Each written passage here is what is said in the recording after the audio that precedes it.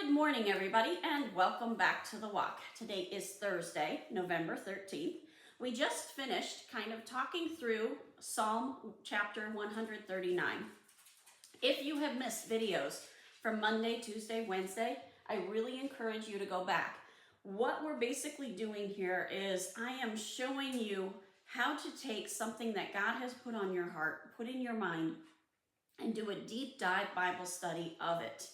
So what we did in the previous days is I read Psalm 139 and I kind of pretended I had somebody in the room and that I was explaining it to them and talking it through. Why do we do that?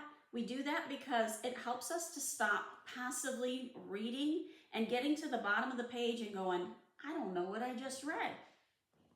If you're talking it through, you're going to be a lot more likely to remember what God has shown you and the content in that verse. So now we want to tie all of chapter 139 together. That's our next step. And so I was sharing what I was going to be talking about with some good friends.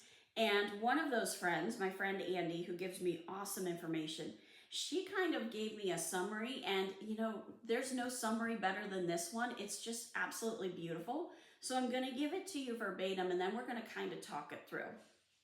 So Psalm 139 is a psalm that reminds us that God has searched us and knows it all. He knows when we sit down, when we stand, when we are awake, and when we're asleep. Every word in our mouths before we speak, every thought. It even says that this chapter even says, if I am in heaven, he's there. If we make our bed in hell, if we fall, he's still there. Even in the darkness, which is verse 11, he's there because the darkness can't hide. Nothing is hidden from God.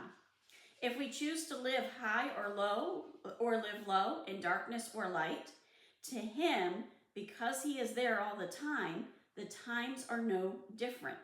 Because there his hand leads us, holds us, and directs us from wherever we are. Stop and think about that moment of salvation. Think about where you were. God has no problem reaching as low as we are to bring us up and out of that. His thoughts towards us are more than the grains of the sand, and it's his presence, always there, no matter where we are spiritually. God never moves away from us. Now, we may choose to move away from God, but God never moves away from us. How can we think that he's missed something or he's not part of something, of everything that we are going through, that good or bad, easy or hard? Then she focused in on verse 5. It's talking to someone this week about what that verse specifically means. In the King James Version, it says, thou hast beset me, behind and before, laid your hand upon me. That word for beset, or hem, in the English Standard Version, which is what we read, is to soar. And it means to enclose, besiege, to trap, to bind, to confine, or to cramp. Like you would an enemy, it's to confine or secure, to shut in, to besiege, to shut up or enclose.